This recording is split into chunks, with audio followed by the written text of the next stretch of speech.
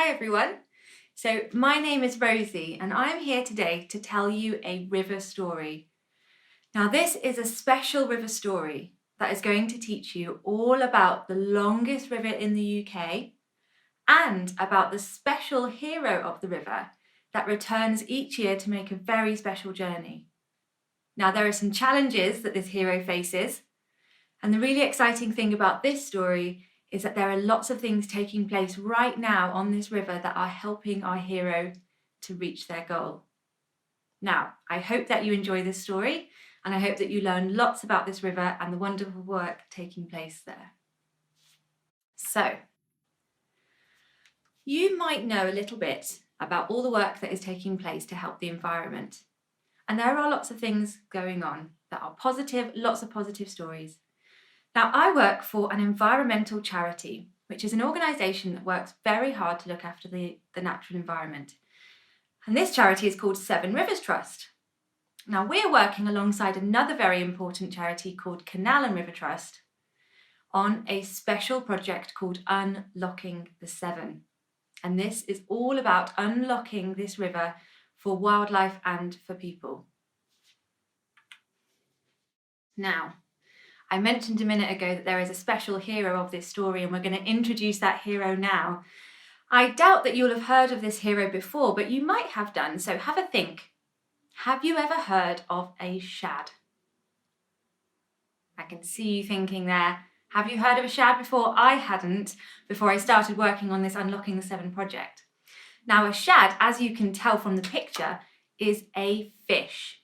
Now, it's a member of the herring family, and it is a beautiful fish, and I can show you with my beautiful prop here. Can you see all of the wonderful colours of this fish? What kinds of things can you see? Can you notice the wonderful markings? What about the dots running along the top here near its fins? Now you might notice, if I come a little bit closer, that our fish has got a sad face. Now you might wonder why that is, and I'm going to tell you, but hopefully by the end of this story, you will see that our fish is going to have a happy face. Now, to tell this story, you don't just get to sit there, I'm afraid. You get to learn how to tell this story as well. Now, all you need to be able to do this is your hands. So, let's get our hands warmed up then, shall we? Let's start by rubbing our hands together like this. We can get some heat through them. Why don't you interlace your fingers and stretch your arms out in front of you? You can do some starfish stretches with your hands and twinkle your fingers. Are they ready to tell a story? Excellent, mine definitely are. So you're going to need to pay attention to the different hand gestures that we have through this story, so that by the end you will be able to tell all your friends and family about the wonderful story of the shad and the magnificent work that is taking place on this river. So, the first thing that we need for a story is a setting. Where do stories take place? Well, they vary, but this one, as you've guessed it, takes place on a long river. Now, to make your river for this story, you need to start doing this, showing the turns and the meanders of the long river. So join in with me. Can you do this?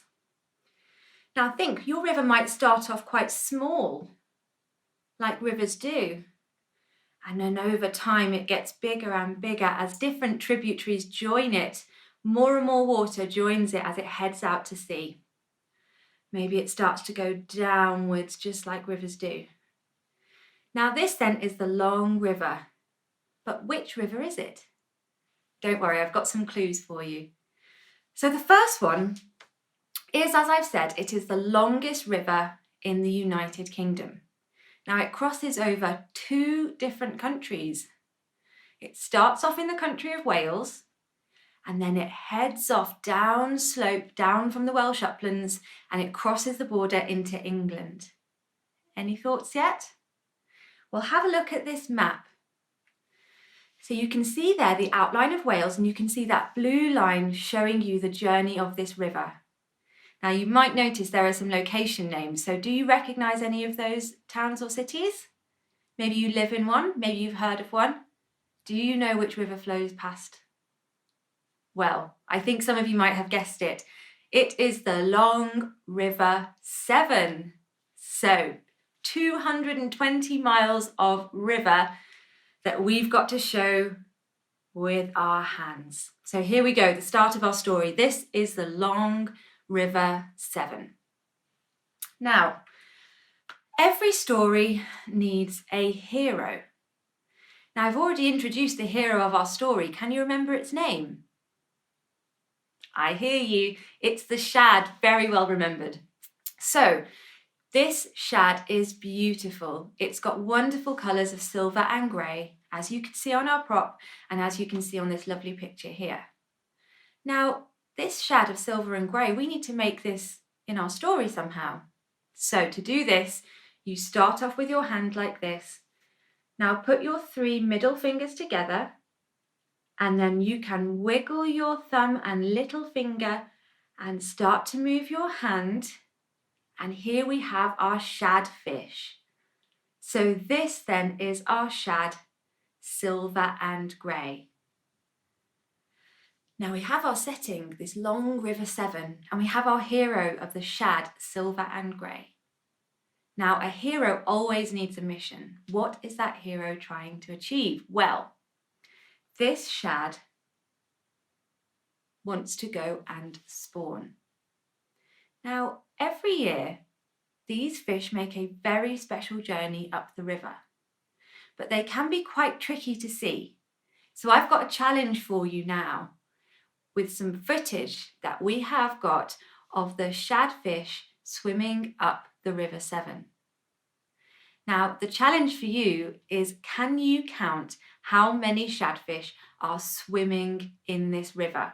Now, they're quite difficult to see, so you're going to need to focus carefully.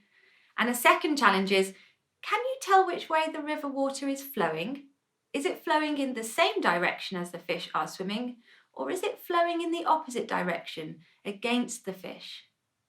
Have a look, and then in a second we'll have a chat about how many fish you saw. I'll see you in a minute.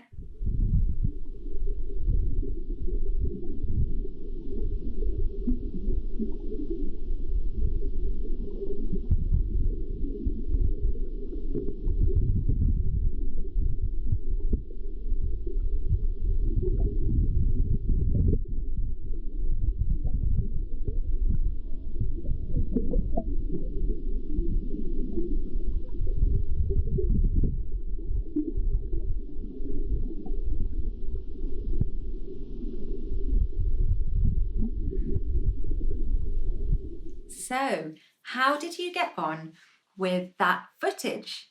How many fish could you see swimming up the river? I counted 10, but you might have seen more because your eyesight is probably better than mine is. Now, the other question I asked was, could you tell which direction the water was flowing relative to the fish? Was it going in the same direction as the fish, or was it going in the opposite direction? Well, if you'd paid close attention to the bubbles in the water, you would have seen that they were going in the opposite direction to the fish. So the fish were swimming upstream against the current.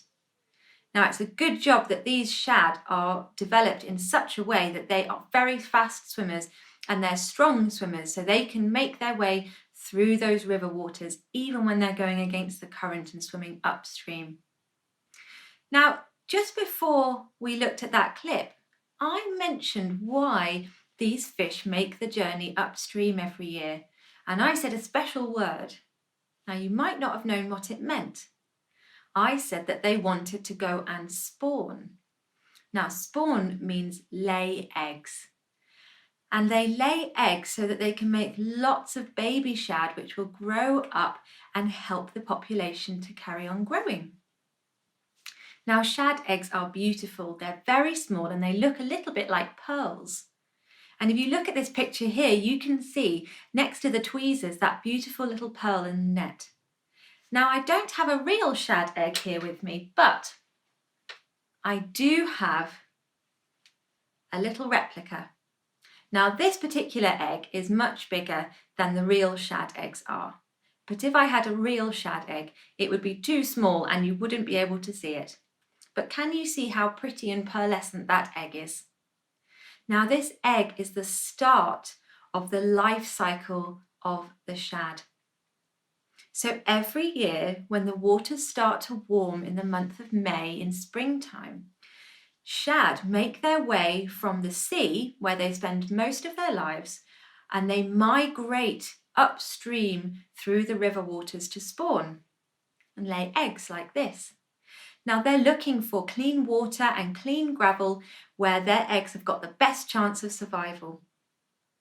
Now as these eggs develop, the first thing that you would see would be two little fish eyes like this. And that fish will continue to grow and develop inside the egg until eventually it's ready to hatch. Now when it reaches the point that it's ready to hatch, what comes out of that little egg? A little larvae like this. So it doesn't really look like a fish just yet, does it? What do you think it looks like? It's very silvery in colour and it's got this funny little pouch down here at the bottom. Do you have any idea what that's for?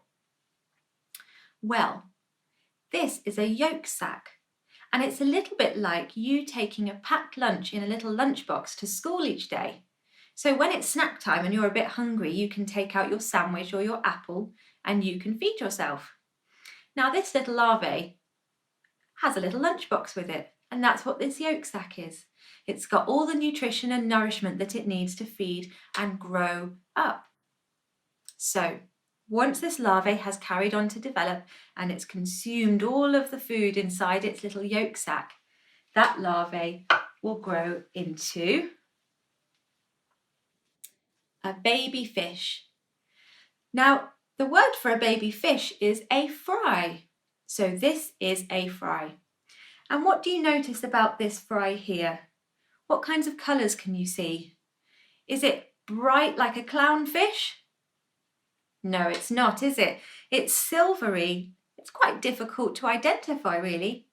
And that makes it very camouflaged so that predators in and around the river are more likely to miss it and it might not get gobbled up.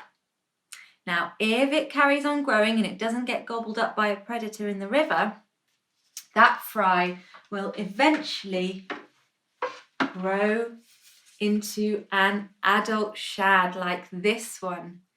Now this shad has got distinctive markings on it, hasn't it? So really have a look now at what you can see. So we can see that its colours now are much clearer. We've got silvers and greys and lilacs. And we've also got some distinctive dots along the top here, haven't we? And this is what helps us identify that it is a shad. Now you might have noticed that this particular shad looks a little bit sad. It's got a sad face. And we'll find out why that is in a few minutes. But don't worry, because by the end of the story, we'll have a happy shad. So when this shad reaches the sea, and it's spawned in the river and it's made its way back down to the sea, it will then spend several years growing up out at sea. And when it reaches maturity, around about the age of 4, and when the waters start to warm in springtime in the month of May, that fish will make its way back to the river and migrate upstream to spawn again. Now, let's see if we can remember the different stages of the life cycle. We start off with this one. Can you remember what this stage is called? That's right. That is your egg. So your egg then hatches and what comes out? Can you remember this little guy's name? Well done, that's the larvae stage. And that larvae will grow up into a baby fish. But what was the baby fish called? That's right, a fry. So now you have your fry, we're almost there. And that fry will eventually grow up into our adult fish. So if we think back to our story, and we have our long River Severn, and we have our shad, silver and grey. This shad wants to go and spawn. Now, to make eggs in our story, it's quite complicated, so you have to pay close attention. We do this. That's an egg. It wasn't complicated really, was it? We can make another egg and another egg. We can make lots of eggs. Now, how many eggs do you think that one female shad will lay in a season? Someone might say 100. You might say 1,000. What would you say if I told you that one adult female shad will lay 200,000 eggs in one season? That's a lot of eggs. Let's see. If I put 10 seconds on the clock and we all work together to make lots of eggs like this, do you think that we could reach 200,000? Shall we have a go? Okay, let's see. Ready, steady, go. Making lots of eggs. Try and fill up your whole room with eggs. Make them anywhere you can. 4, 3, 2, 1, stop. Do you think we managed to reach 200,000? We might not quite have reached that many, but that just goes to show what a good effort those female shad are making to have so many eggs each year. So this shad wants to go and spawn, so she'll swim all the way up the river to find those clean gravels. But there's a problem. There is a weir in her way. Now, a weir is a bit like a wall in the water. It's a wall that crosses the river, and this is a barrier to migrating fish like the shad. Now, in our story, to make a weir, we have to do a karate chop. Okay? So you put your arm up and you go chop, like that. That is the weir in their way. Now, if I do a weir over here, and then my little shadfish comes along, it reaches the weir and it can't get over and it's stopped in its journey. So what I'd like you to do now is to have a look at this picture of Digless Weir in Worcester. This one is 2 meters high, so it's very tall and a big problem for fish. So I want you to think about why fish might find it difficult to get up and over weirs like this one.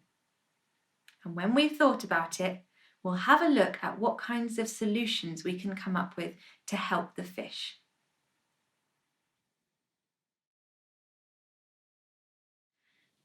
So, have you had a chance to look at that picture of the weir and think about why those barriers are a problem for migratory fish such as the shad? Well, there's lots of reasons. The main one is the increase in height. So if you think about it, it's a little bit like me asking you to jump from the ground floor of a building up to the first floor of the building. I wouldn't expect you to be able to do that. But that's not the only problem. It's also about the gradient, the steepness of that slope. It's a very steep surface, that weir, and it means that the water flowing over the top is moving very quickly, which is a problem for shad. Although they are powerful swimmers, they're not able to propel themselves up that slope. The water is also very shallow and bubbly, neither of which are things that shad particularly like. So, if those weirs are such a problem for fish in the river, why are they there? Well, to understand this story, we have to go back in time, back to the Industrial Revolution a couple of 100 years ago. Now, at this time, in the 1800s, the rivers, like the Severn, were a little bit like our modern-day motorways. They served as a passage and a route for trade, so people could move around things that they had made. So you could load up a boat with grain or porcelain or clothing and then send it off somewhere else. Now, rivers are quite tricky things to navigate. And then people did build special boats with a flat bottom for the River Severn called a trough. and it did make it easier to travel up and down the river. But if you think about it, rivers don't always behave themselves, do they? If we have a river like this, what happens when there's lots of rain? That's right, all of that rain will make its way down into the river channel and cause the water level to rise. And in some cases, that even causes flooding. But what happens when there's a drought and there hasn't been much rainfall? Well, there's no input of water to that river channel, and so the water level goes down. Now, if you're relying on that water to move your goods up and down the river, it can be very difficult to navigate. So, this provided a problem for Victorian engineers to try and solve. So, I'm going to put on my Victorian engineering hat, and I'm going to scratch my chin and think about how I would solve this problem. Now, the Victorian engineers, they came up with a solution, so we're lucky that we had them. And the solution they came up with was a series of river locks. So they installed gateways in the river that you could open and close to control the flow of water, and that would allow you to raise boats up or lower them down through particularly difficult to navigate sections.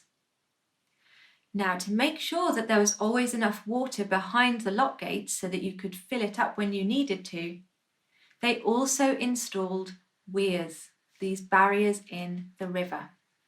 And if you look at this photograph here, you can see the same Digless weir that we showed earlier, but from a different angle. Now, this was designed by William Cubitt, and he was a Victorian engineer. And if you look at the photograph, in the far side, you will see the weir. And really, it will just look like a line of white water, but you've seen a close-up of that earlier. And then in the foreground, you can see two lock gates. Now, the weir and those lock gates work together to make sure that the river is navigable. And it was a good idea, and it worked at the time, and it allowed the trade industry to grow, which was very important for the economy. But it's not so good for the fish. As you can see here, fish that previously used to travel up the river were now, with our weir, stuck at the bottom of the weir, unable to climb over. And now you might think, well, I've seen pictures and video clips of salmon jumping over waterfalls. So why can't all fish do that? Well, I'm going to show you a salmon. And this salmon is so big. Here it comes. I'm not even sure I can fit it all into the screen. Can you see this? Now, the main thing to note about this salmon, in addition to its size, is the massive muscular tail that we've got here. Now, this tail works very hard to propel the salmon through the water and leap when it needs to. If we compare that salmon to our adult shad, can you see the difference in the tail here? Our shad doesn't have as muscular tail as the salmon, and that's a problem when it comes to jumping. But if we really look at it, it's not good for salmon to be jumping over weirs either. They can knock off scales and they can get beaten up and bruised in the process. They really shouldn't be jumping over artificial weirs like that. It's not good for them. So now we've got another problem in the river that needs solving.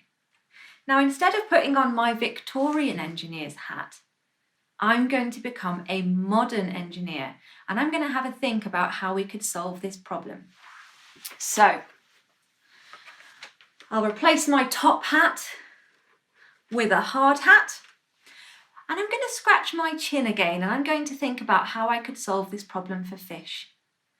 Now, I don't ask you to jump from the ground floor of your house to the first floor, so I can't ask fish to do the same thing. But how do we go from the ground floor to the first floor of a building? we climb the stairs, don't we? So, in a very similar way to you climbing your stairs, modern engineers have developed fish passes. So instead of the fish having to climb over the weir in one big jump, they can swim pool to pool through a fish pass, and the difference in height between each pool is only small. So slowly but surely, they can climb the same height of the weir, get to the top of the fish pass, and then swim off into the river.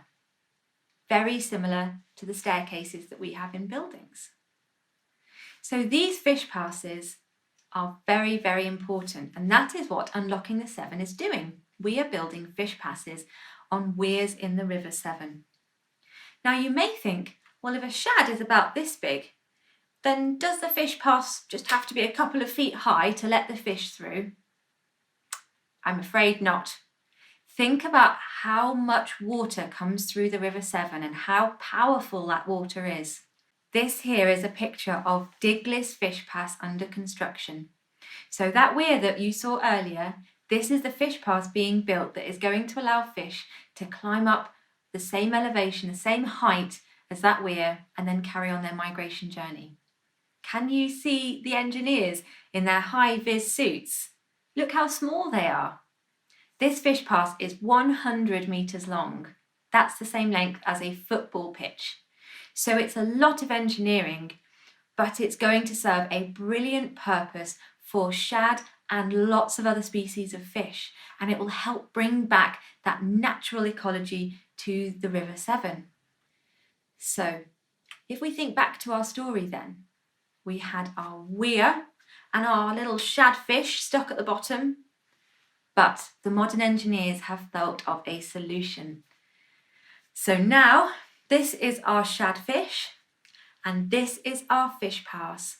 So can you make your little fish swim up the fish pass? So this is the shad fish that swims up the fish pass and on to spawn in May. And that's our story. So let's see if we can put it all together now. We have to start with our setting, so where did it take place?